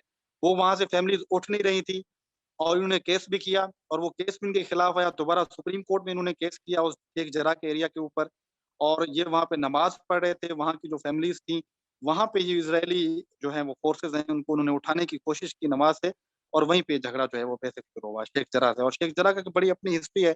ये एक एरिया है जो सुल्तान सलाहुद्दीन अय्यूबी से हुआ था। उसके मेरे ख़्याल में कोई डॉक्टर थे, उसका नाम था शेख जरह और उसके नाम पे वो नाम रखा गया उस एरिया का, जहाँ पे मुसलमान सेटल हुए।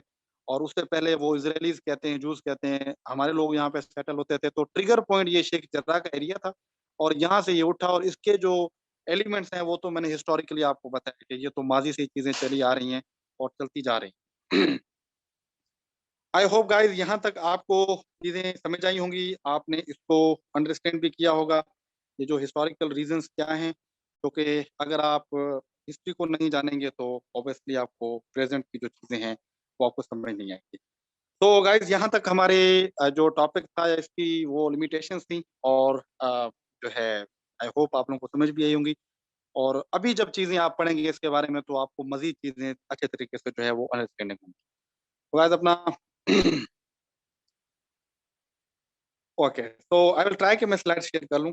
बाकी मैं उम्मीद करता हूँ कि आपको ये चीज़ें समझ आएँगी और कोशिश करेंगे कि इससे रिलेटेड या कोई और टॉपिक से रिलेटेड हमारी कभी और भी मुलाकात हो जब भी हमें टाइम मिलेगा। But till now that is enough and I wish you best of luck. I hope आपको चीज़ें जो है सारी समझ आएँ। Thank you.